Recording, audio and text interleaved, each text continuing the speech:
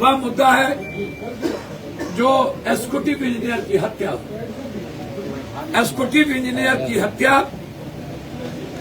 मैं 3 बात कहूंगा। पहला, उनकी पत्नी का बयान बिल्कुल कि हमारे पति को मारा, विधायक के फोन आते थे, हमसे पैसे मांगे जाते थे और फिर उसके बाद उसको दिग्भ्रमित करना। मैं सरकार से मांग करता हूं कि ये बार बार आप जो कालनेमी तरीके से अपने माफिया अपराधी, अपने नेता की गलत अपराधी प्रवृत्ति को आप क्यों बचाना चाहते हैं? आप अपने सरकार के में जो अपराधी है उसको क्यों बचाना चाहते हैं?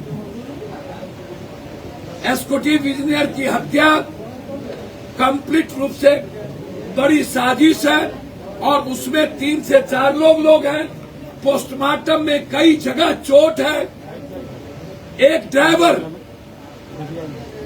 किस आधार पर ड्राइवर को आप कहोगे?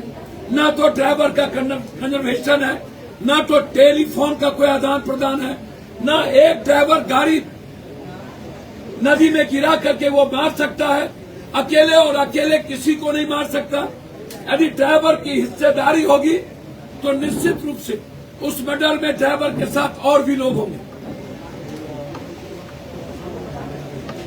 वो 3 से 4 लोग कौन है?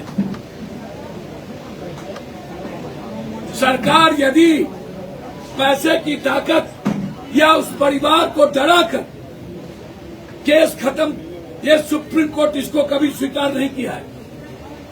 8 करोड़ रुपया देके किसी की हत्या को आप डायलूट नहीं कर सकते। यदि कोई 8 करोड़ रुपया अपने जीवन के लिए मांग रहा है, वो उसकी स्वतंत्रता है। हम उस दिन गए थे, उन्होंने मुझसे कही थी उसकी पत्नी ने, उसके भाई मतलब उनके साले इस केस को डायलूट किया है। उसके साले ने हमसे वो कह रहे हैं, मेरे वीडियो में देख लीजिए, आप अपने बच्चों को मत आने दो बिहार। हम इस शर्म में बिहार नहीं आने देंगे, ना ही मैं अपने पूरा परिवार को लेकर बिहार से जा रहा। उसका भाई और मेरे वीडियो पर क्या बोल रही है उनकी पत्नी, सही जांच करवा दीजिए।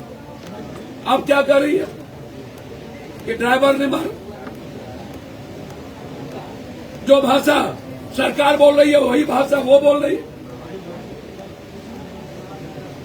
मेरा क्लियर है, एग्जीक्यूटिव इंजीनियर की हत्या विधायक करवाया या नहीं करवाया, ये पप्पू यादव का सवाल नहीं है।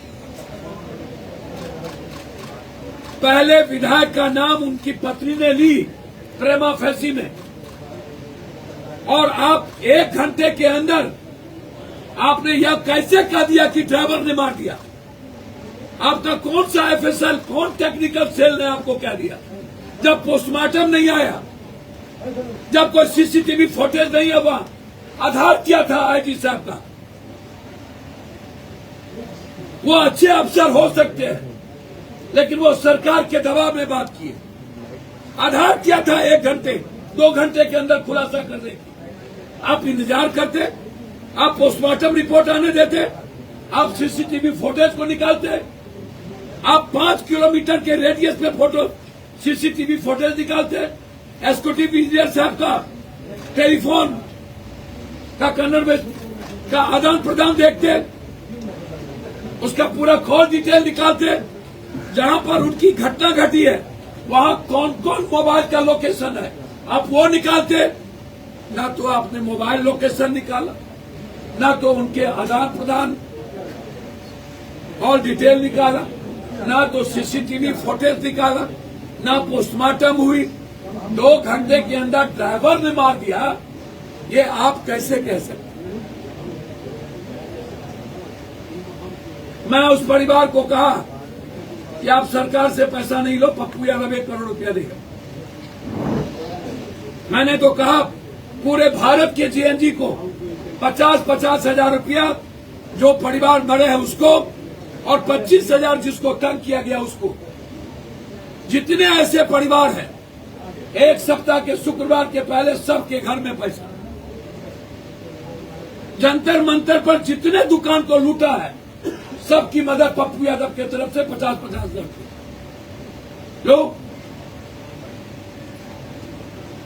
ये लोभ और डराकर केस को डाइवर्ट करना, इसलिए सीबीआई इंक्वायरी के साथ हम चाहेंगे हाईकोर्ट के मॉनिटरिंग में यह केस की जांच हो। केस को खत्म करने की साजिश की गई है, इसमें बड़ी बड़ी मछलियां हैं और उसको बचाने का प्रयास किया गया। सरकार यही है। दूसरी तरफ भरत तिवारी जी,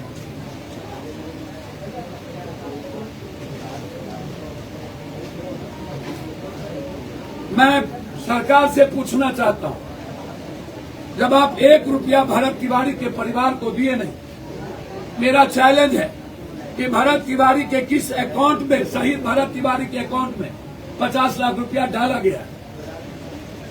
लगातार उस परिवार को तंग करने की प्रवृत्ति, कभी मनोज तिवारी, कभी एक नवसिखुए राजनीतिक व्यक्ति जो एक्सीडेंटल एमएलए हो गए,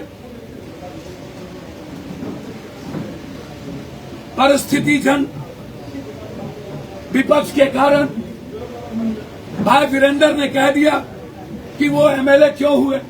भाई वीरेंद्र ने चमड़ी, डमरी, शराब, शबाब, कबाब, ड्रग्स सब बोल दिया। अब पप्पू यादव को बोलने की जरूरत नहीं। भाई वीरेंद्र जी ने जो बात कह दी वो लालूवादी है। भाई वीरेंद्र लालूवादी है, मैं उसको धन्यवाद दूंगा, ईमानदार आदमी है भाई वीरेंद्र। 2 करोड़ रुपया भाई वीरेंद्र को एक पार्टी तोड़ने के लिए दे रहा था। अगले बार भाई वीरेंद्र ने कहा कि मैं मरना पसंद करूंगा, लालू को नहीं छोड़ूंगा। और यदि भाई वीरेंद्र ने कहा यादव मुसलमान का वोट डायलूट क्यों हुआ, क्यों गए, और वो नवसिखुए कभी नीच के बच्ची के साथ धुरतई दुष्टई, कभी भरत के परिवार ने तो कहा कि हमको इस्तेमाल किया गया, हमको बुलाया गया और कह दिया हमसे मिलने आए, 1 रुपया मदद तक नहीं की, फिर हमारा फोन तक नहीं उठाया। 100 करोड़ का मानहानि का मुकदमा इस पर ठोकना चाहिए। किस आधार पर शहीद परिवार को, परशुराम के खानदान का ये संस्कार नहीं है पैसा लेने का? मैं नहीं मानता। शहीद के परिवार को उन्होंने गद्दार कहा है, ये बिल्कुल गलत है।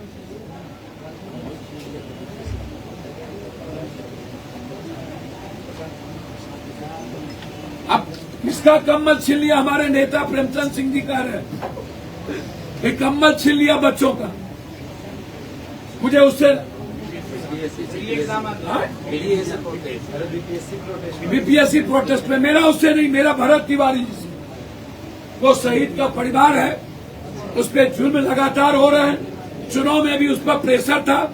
और याद कीजिए, पप्पू यादव हमेशा एक बात कह रहा था कि आरा की पुलिस ने गोली नहीं मारा, और वो साबित हो गया कि पटना से एसटीएफ गए थे और भरत तिवारी जी को एसटीएफ ने मारा, एक गिरफ्तार भी हुआ एसटीएफ। हम हमेशा एसटीएफ की बात बोले हैं, एक भी लोगों ने इसका डिमांड नहीं किया। हम दोबारा गए, पहली बार मदद किए, दूसरी बार फिर 2.5 लाख रुपया मदद की। फिर भरत तिवारी जिस परिवार को लेकर लड़ रहा था, उस परिवार के पूरा परिवार बाढ़ में दह गया, उसके लिए अलग से उनके पिताजी को 50 रुपये कि आप खाना खिलाओ। मुझे कोई लेना देना नहीं है राजनीति से, लेकिन मेरा सवाल है विपक्ष के नेता से, आपको सब नाश करके अब पूरे प्रदेश का सामाजिक न्याय को बर्बाद करके और समाज को कटघरे में कर आप बंटी यादव को 20 दिन के बाद 5 लाख तो 1 लाख भरत तिवारी जी को भी दे दे, नीट्स के बच्ची को भी दे देते, नालंदा में 2 पासवान को मारते मारते मार दिया उसको भी दे देते, नगर नौसा में भी दे देते, अत्यंत पिछड़ी जाति की बेटी उसको भी दे देते, छपरा में लगभग 30 यादव मारे गए हैं उसको भी दे देते। कितना दिन ये दुष्टई प्रवृत्ति वाला राजनीति कीजिएगा? ये कौन सा राजनीति है? आपको नीट्स की बच्ची नजर नहीं आई?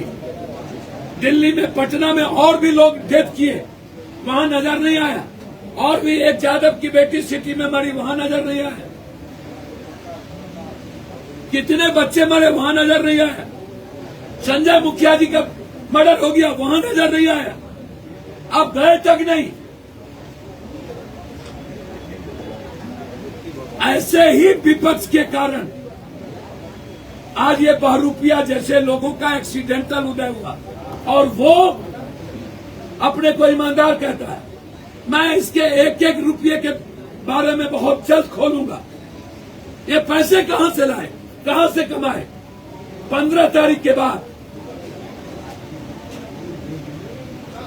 इसीलिए सीबीआई इंक्वायरी के साथ जज साहब, और 1 रुपया सरकार ने भरत तिवारी को नहीं दिया, और उसके बाद गलत तरीके से उस परिवार को गद्दार बनाया गया, और अब साजिश की जा रही है उस परिवार को खत्म करने की। मैं पूरे देश के उस वर्ग समाज से कहूंगा, आप अपने इतिहास को समझिए और इसकी लड़ाई लड़िए। अंत में मेरा बिल्कुल आग्रह है कि पूरा बिहार रक्त चरित रक्तपात हो चुका है। पूरा बिहार सामूहिक बलात्कार के हिस्से में डूब चुका है एक तरफ से। इसीलिए सरकार प्रेशर की राजनीति न करे, डराने की राजनीति न करे। सत्ता पक्ष और विपक्ष दोनों एक हो चुके हैं। हमरा बिहार में तू नटवा, तोरा बिहार में हम नटवा। बड़ों के बाप, कनियों के बाप, चित भी मेरी, पट भी मेरी, ये दोनों अलग अलग क्रिकेट खेल रहे हैं, फ्री। लेकिन अब तो तेजस्वी एक्टिव हो गया है, डीजीपी से जाके मिले हैं। बहुत बहुत धन्यवाद। कह रहे हैं कि अब सरकार को संभलना पड़ेगा। बहुत बहुत धन्यवाद। तो मेरे तरह दे देते भरत तिवारी को, पासवान जी को, मेरे तरह दे देते संजय यादव जी के यहाँ चले जाते, छपरा में 30 यादव के यहाँ चले जाते। और जवाब देना है तो उनको भाई वीरेंद्र जी का जवाब दे दीजिए। उनका जवाब क्यों नहीं? तो कर दिया। चमड़ी किसके लिए बोले? वो चमड़ी पहुंचा किसको रहा है? ये जिंदा चमड़ी मिल किसको रहा है? वो तो भाई वीरेंद्र ने कह दिया। उनसे पप्पू यादव को क्या कहना? भरत तिवारी के घर पे जाना चाहिए। तेजस्वी यादव किनारे पहुंचे हैं। हमको जो कहना था मैंने वो कह दिया। लेकिन नेता प्रतिपक्ष है कि उनके लेटर के बाद बिहार में गिरफ्तार छात्रों को छोड़ा गया है। उनको तो समझ में नहीं आता है। विदेश से आए ही 1 महीना किसी आंदोलन में पता नहीं, बच्ची के साथ क्या हुआ पता नहीं। 3 महीने से राहुल गांधी जी, प्रियंका गांधी, अखिलेश जी, पूरा विपक्ष सड़क पर लाठी खा रहे हैं। प्राइम मिनिस्टर क्या लाठी खा रहे हैं, सड़क पर लाठी खा रहे हैं, सदन में मार खाते खाते बचे हैं। इनको क्या पता बच्चों के और बच्ची के आंदोलन से? तो बुला रहे हैं बिहार में राहुल गांधी को। भाई को छुड़ाने के लिए माहौल बना रहे थे कि छात्रों को छुड़ाने। अब मैं कुछ नहीं जानता कब उनका कौन भाई है, कौन पढ़ाया है। जो अपने घर का नहीं होगा वो दूसरे का क्या होगा भगवान। लेकिन धन्यवाद।